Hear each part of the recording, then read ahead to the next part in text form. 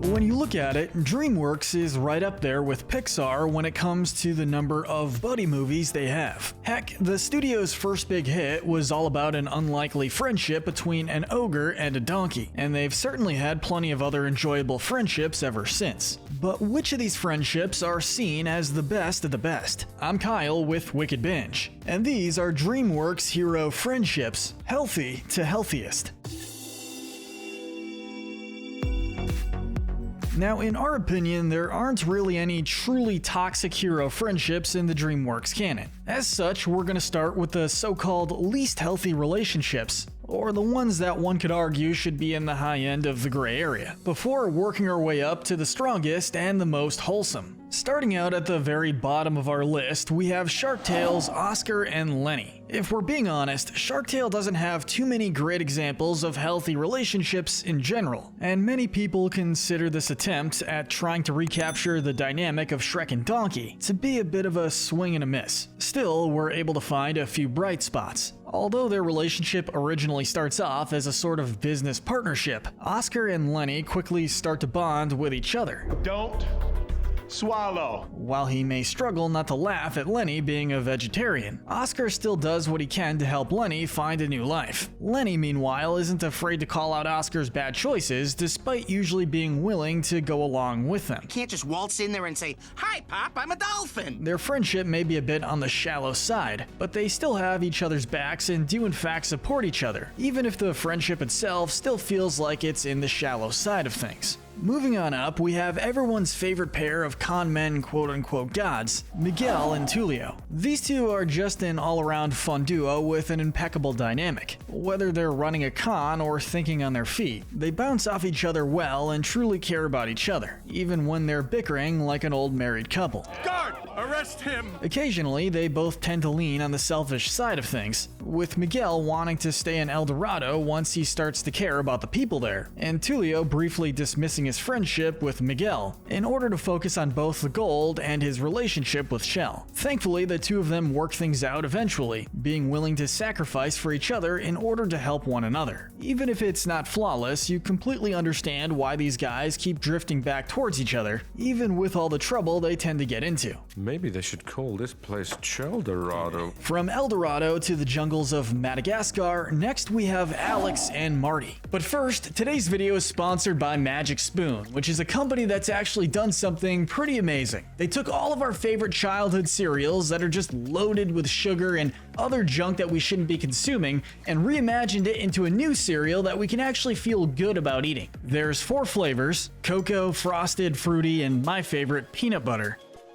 I'm all about peanut butter. There's 0 grams of sugar plus 13 grams of protein per serving, so it's a quick, high-quality breakfast or snack. Magic Spoon is sweet like a cereal should be, but it reinvents your childhood favorites with 0 grams of sugar. It's only got 3 or 4 carbs per serving, so it's keto-friendly. It's high protein, gluten-free, soy-free, and with no artificial colors or sweeteners. I've been swapping out a lot of unhealthy snacks lately with Magic Spoon, and I love it. And when Magic Spoon sent over a case to us, everyone at my house who tried it also said it tasted great. So if you want to grab a variety pack of Magic Spoon cereal, click the link below or use promo code WickedBinge to get $5 off your order, or you can go to magicspoon.com/WickedBinge or scan the QR code on screen. Magic Spoon is so confident in their product, it's backed by a 100% happiness guarantee. So if you don't like it for any reason, they'll refund you your money. Thank you, Magic Spoon, for sponsoring us today, as well as reinventing our favorite childhood cereals without all that sugar. Now let's get back to the video. Similar to Miguel and Tulio, these two may argue and bicker quite a bit, but when the chips are down, they are absolutely ride or die for each other. You're joking,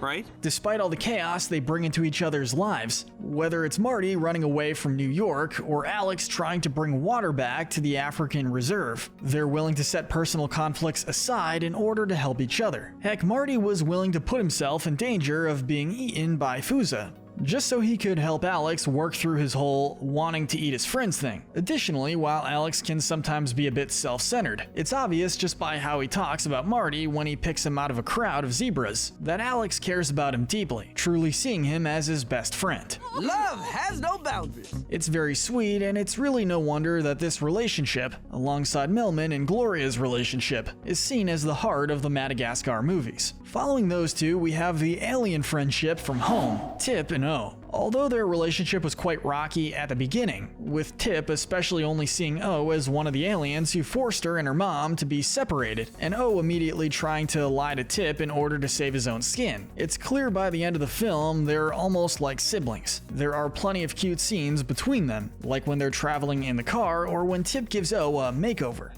Boov are superior in this way. There is a bit of conflict that arises when O tries to trick Tip into getting on a ship in order to escape the Gorgs, but we can understand that he was just trying to save his only friend, even if he was still in the wrong. It's also their friendship that prompts O into becoming more brave, and the climax is all about the two of them trying to save each other from the incoming Gorg threat. As unlikely as it may have been, their arc of becoming friends feels both natural and very wholesome. Next we have partners in crime, Wolf and Snake, from the bad guys. From the moment this film starts, you can just tell that Wolf and Snake have a pretty deep relationship, from the way they banter and tease each other to the way they support each other during heists, to the genuine care they show for each other whenever one of them is in danger. I'm 99% sure you can make it. It's an incredibly sweet and fun friendship to watch, to the point where many consider it to be a highlight of the film. Even when they're fighting, the climax of the movie shows just how much they still care about each other, with Snake secretly helping out with Wolf's plan, and Wolf being willing to go back for Snake despite the serpent's so-called betrayal.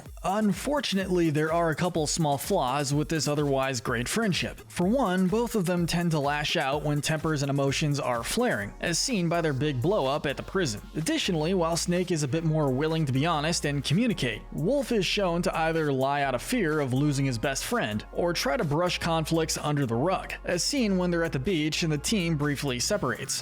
Now stop crying, buddy. These flaws aren't enough to break these buddies up for good, but there is room for improvement. Funnily enough, we have another pair of former criminal buddies, Megamind and Minion. Despite these two technically being a boss and a servant, there's no real power dynamic to speak of. If anything, they act more like brothers, with Minion trying his best to look after Megamind, all while Megamind sees him as a confidant and as his closest friend. You could argue that Minion was essentially enabling Megamind's villainous behavior, but given that he was Megamind's only companion, we could see why he'd think that him giving his support was for the best. Do I look bad? Disgustingly horrifying, sir. Additionally, Minion is no pushover. He's willing to call Megamind out for his lies and awful plans, and he waits until he gets a proper apology to free Megamind from jail. Speaking of the big-headed genius, although he can sometimes hyper-focus on his own goals, prompting him to ignore Minion's advice or push him around, he still clearly cares a ton about his fishy friend, and the two are shown to work together incredibly well when they're on the same page. It's no wonder the transition into superhero and sidekick was so easy for them. Next up, we have Poe and Tigress. Out of all the members of the Furious Five, you maybe wouldn't have expected Poe to be the closest with Tigress. After all, Tigress seemed like she hated him in the first movie, seeing him as a fool who was undeserving of the Dragon Warrior title. Once Poe proved himself to be brave and hard-working, however, Tigress gave him both her respect and her friendship. In the following movies, we see them grow ever closer. Tigress allows Poe to vent to her in the second movie, and later tries to protect him when she sees how much facing Lord Shen is affecting him. The two of them are also frequently seen sparring together and pulling off team moves, showing just how great their coordination and trust in each other is. Even when Poe is frustrated with Tigress, as seen in the third movie, he still respects her skills and understands that she's just trying to look out for him. While there is still occasional friction between the two, their friendship is still clearly built on a strong foundation of mutual respect and loyalty, and it's a really wholesome one to see evolve. But he hasn't seen what I can do. While they may not be the most memorable friendship, we'd like to give a shout out to racing buddies Tito and Turbo. Some may see these two as a Ratatouille ripoff, but we still think their friendship warrants a high ranking, even if Turbo isn't the most popular Dreamworks film out there. Being a fan of snail racing, Tito captures both Turbo and his brother Chet one night in order to use him in his race. Of course, this gives Turbo a chance to show off his new speedy powers, and from there, Tito tries to help Turbo reach his racing dreams, doing all he can to get the snail into the Indy 500. This could put us on the map, bro. While it may seem a bit one-sided on the surface, in that Tito is the one providing Turbo with the means to race. Turbo still helps Tito out by bringing attention and customers to Tito's restaurant. Additionally, Tito is shown to care enough about Turbo's safety that he's willing to pull Turbo out of the big race when Turbo damages his shell, even if it means he essentially wasted all the money he spent getting Turbo into the Indy 500 in the first place. It may not be the deepest Dreamworks friendship around, but it's still nice how much these two relate to one another and try to help each other out. Entering our top half of the list, it's time to talk about the duo that started it all, Shrek and Donkey. No, it doesn't really get any more classic than this. As antisocial as Shrek started off as, it didn't take Donkey all too long to start breaking some of Shrek's walls, all thanks to the fact that Donkey was the first person who wasn't completely terrified of Shrek. Through his very talkative nature, he's eventually able to get Shrek to open up, allowing the ogre to be more emotionally vulnerable. All right. I'm a delivery boy. Donkey, meanwhile, is just happy to have a friend who's willing to tolerate his chattiness, even if Shrek is still annoyed by it. By the end of the movie, the two of them have truly bonded, becoming a duo that supports and looks out for each other, with Donkey essentially being Shrek's biggest confidant and strongest means of support. Though the two do still fight or struggle to see eye to eye at times, they're usually able to work things out, with Donkey being more willing to listen instead of just talk, and Shrek being more willing to apologize and not lose his temper as often. Simply put, these two are iconic for a reason, and while they aren't necessarily the best Dreamworks friendship around, it's still one we love to see. Next we have our most recent pair of Dreamworks BFFs, Puss and Perro. Everybody would agree that these two are adorable, and while they may have similar vibes to Shrek and Donkey, they definitely have their own dynamic. Although Puss starts out just using Perro as a sidekick of sorts, repeatedly insisting that they aren't friends, but even this argument doesn't stick for too long, as Puss quickly starts sympathizing with the pup once he learns Perro's backstory. They continue bonding as their adventure continues, with Perro helping Puss out with his emotions and giving him advice. Two things that Puss is shown to be very grateful for. What are you doing here? I brought you a sword. The fact that he respects Perro's perspective and actually listens to him also signifies just how much Puss has grown to care about his new friend at this point. They're protective of each other and tend to lean on each other when things start to get dangerous. Despite Puss obviously being the most physically active of the two, Perro isn't afraid to jump into the action as well in order to protect his friend. Though it may start off as a somewhat one-sided relationship, it certainly doesn't stay that way, and hopefully we see the friendship between these two grow even stronger in future Shrek films. Just outside our top 3 friendships, we have Spirit and Little Creek, essentially being a reflection of each other and of the harsh experiences faced by Native Americans during that time period. Spirit and Little Creek make for an incredibly wholesome partnership that shows just how well man and nature can work together. Even when Spirit was hostile towards Little Creek, seeing him as just another human, Little Creek was always patient, kind, and respectful towards Spirit, taking the horse's attitude with a good sense of humor. Today, I will ride you.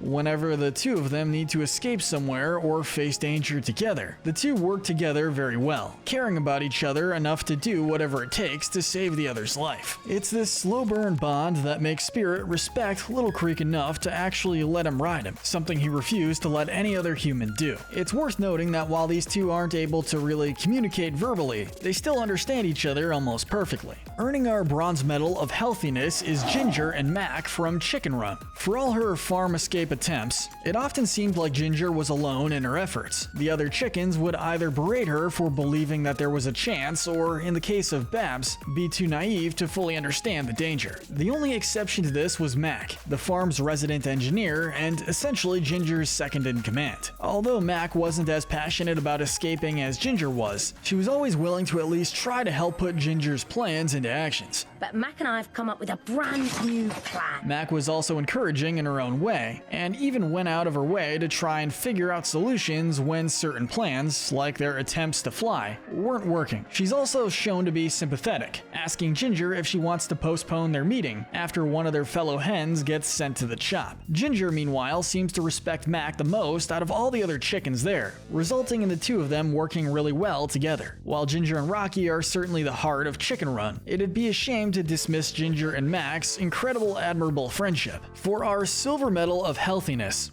We're giving it to Captain Underpants, George, and Harold. When it comes to childhood BFFs, these two creative kids take that to the next level. They create comics together, they prank people together, and they try to support each other when things at school are particularly rough. I can't believe it. I gotcha. Each of these connections just adds more to their bond, allowing them to work together flawlessly, even when separated. Speaking of which, we feel that the sign of any good friendship is when it's able to withstand outside circumstances, like being put in separate classrooms. Despite originally thinking that it would doom their friendship, the relationship is stronger than ever by the end of the film, and the boys promise to always be friends no matter what happens or what gets in the way. And honestly, we have no doubts that George and Harold are going to be able to keep this promise. Finally, our gold medal of healthiness is going to none other than the duo of Hiccup and Toothless. I mean, come on, did you guys really expect any other friendship to take this top spot? These two are iconic with a capital I, and we really couldn't think of any other pair that could outrank them. Simply put, Hiccup and Toothless managed to both work together and rely on each other for support without becoming codependent on one another. We need to get those two apart. Their friendship is based entirely on trust and loyalty, and they'll protect each other with all they have. They're able to communicate perfectly, and even during the roughest of times, their friendship has been shown to withstand it all. From Toothless briefly being mind-controlled and killing Hiccup's father, to Hiccup and Toothless needing to say goodbye to each other. Seeing their friendship grow throughout 3 films, and even withstand years of separation, is something we won't be able to forget. Isn't that right, bud? All of these things and more is why we feel Hiccup and Toothless more than earn the title of Healthiest Dreamworks Hero Friendship. But let us know in the comments section if you agree with our ranking, and tell us your favorite Dreamworks friendship. Make sure to hit that notification bell and binge more of our videos. But most importantly, stay wicked.